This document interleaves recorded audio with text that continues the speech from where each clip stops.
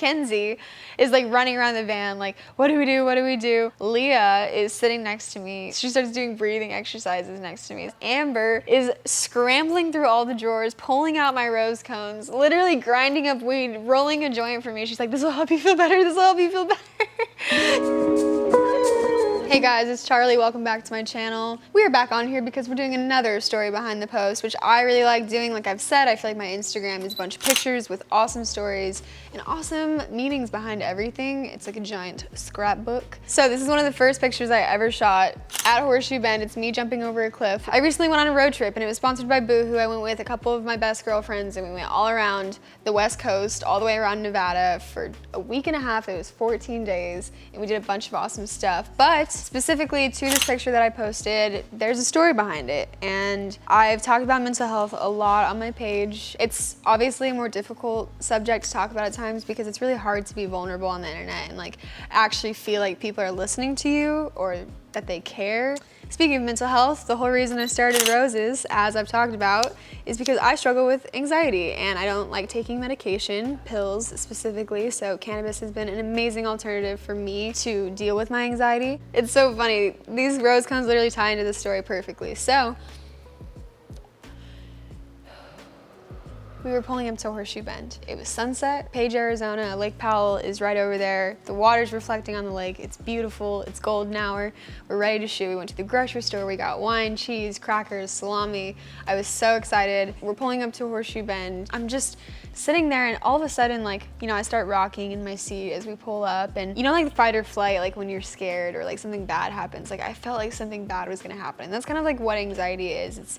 It's anticipation, right? Like my heart started racing and I started sweating and I started getting really just uncomfortable. And there's a difference between anxiety, like I feel anxiety every single day, but then there's like panic attacks. All through high school, I struggled with my mental health and I kind of tried to talk to people about it, especially people in my family, but a lot of people don't know that much about mental health. And like I think that my mother struggled with stuff and she didn't even know how to deal with it, so like when I would ask her how to deal with mine, she didn't know how to deal with it either. So I was kind of left to figure out the mental health side of stuff on my own. So at first I didn't deal with it properly at all. Through high school I struggled with self-harm stuff, and then I realized that that was obviously not the answer and is never the answer, because you should love yourself, and I just knew that I had to deal with it a different way. I started, you know, working on breathing techniques, but as I got older, the anxiety that I felt on a daily basis turned into panic attacks every once in a while. So now I'm pretty good on a daily basis. I can always handle my anxiety, but every once and again I get panic attacks. And I don't know if you guys know what panic attacks are, but panic attacks for me, it's literally like my heart rate increases, my body temperature increases, and I start just not being able to like breathe. I was sitting in the van,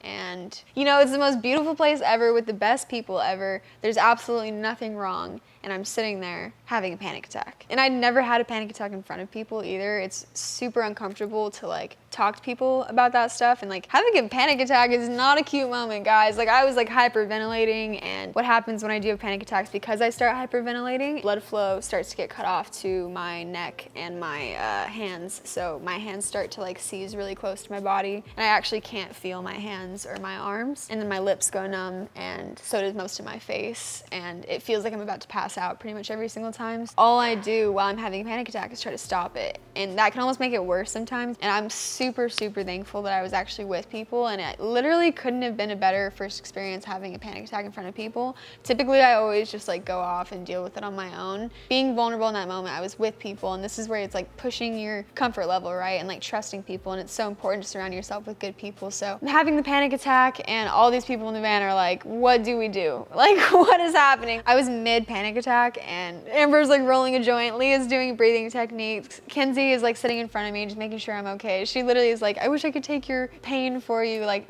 just the sweetest girls ever. Amber finally rolls the joint. I calmed down, my breathing was able to be relaxed, and that mental feeling of panic is still there. Like my brain is kind of all over the place. Like after I have panic attacks, I get really exhausted. I tried to stand up and almost fell over because my legs get really weak, like I said. And I just kind of was like stretching and trying to shake it off, and I had to go shoot right after all of this happened. And this happens all the time, you know. It's like, oh, terrible news about your family. family, oh, well, you have to go shoot and keep working and be on camera. Sometimes it's really happy stuff, sometimes it's really sad stuff, but this was like, oh, you just had a full panic attack and now you have to go shoot on the edge of this cliff and jump over a canyon. I was like, okay, like I could barely stand up. I'd been to that spot 3 years prior, and I don't know if this had anything to do with my panic attack, but when I first came to that spot 3 years ago, I was in a really bad place in my life, and it was bringing back a lot of memories going back to that spot. When I went there for the first time, I was like homeless and had no money. It was one of the happiest times of my life too, but also just like a really dark time. So after I had that panic attack, I was just like, I'm gonna pull myself together and we're gonna fucking do this. And we were walking down to Horseshoe Bend, and like the whole walk there, I was literally just zoned out of the ground. Like I just had such crazy like mental fog from having the panic attack. Like my brain was so tired. I just looked up once we got there and saw Horseshoe Bend, and like literally all the brain fog went away. I was just like, holy shit. We were shooting and it was kind of hard to like, you know, I have to smile and pose and like, but I got back into it. Like I just kept pushing through the sadness, and like that's something that's been really big for me. Like a lot of people kind of fold into their sadness when they feel it, and I definitely think it's important to address it and work through it and deal with it. But I also think it's important to keep yourself busy and like motivated so that it doesn't consume you. We shot, the pictures looked so pretty, and the sunset was just amazing. Like I literally had just been crying, but I was just like, we'll just show the weave. I'm like, don't look directly at the camera. The time came where I had to jump over this canyon, and that bitch does not have an underneath. It's not the like longest jump. If you like didn't commit to jumping over this, you would for sure fall. And I had like super shaky legs from having the panic attack, so I was like, oh my God, like to myself, I was just like, don't fuck this up. People behind me were like, don't do it, whatever. And I was just like, went completely silent and was like, just commit, just do it. What's the worst thing that could happen? I honestly like try to live my life to the fullest every single day, and I'm totally okay. Like if I were to die in any of those moments, not saying obviously that's not a good thing, but like if I were to, like I'd be fine with it. Like you can't just live your life in fear. Like I'm not afraid of death. So jumped over the cliff and it was easy, you know? You just have to commit. And then we did it like 10 more times. May or may not have twisted my ankle the 10th time because I was getting a little bit cocky. And the picture turned out so beautiful, and then me doing that, then it inspired the rest of the girls to do, and then they all got their shots. I just think that it's important that people know that feeling anxiety, right? Like it's important to identify why you're having anxiety. Like obviously there's clinical anxiety, but there's things that trigger, there's things that make it worse. So like being able to identify that, like I know that when I drink wine, it makes my anxiety a lot worse. When I'm having anxiety attacks and when I'm having panic attacks, know that in that moment I feel that way, but I will feel good again. I always know things are gonna be okay, and it's that belief that things will get better that keeps me going and pushing to do lots of different things in my life in general.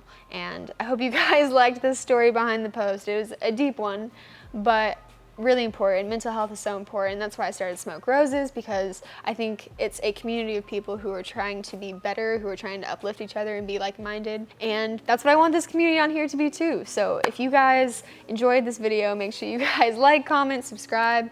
And if there's any other posts you want me to do, make sure you comment down below. But I love you guys so much. Have an amazing day, and I'll see you later.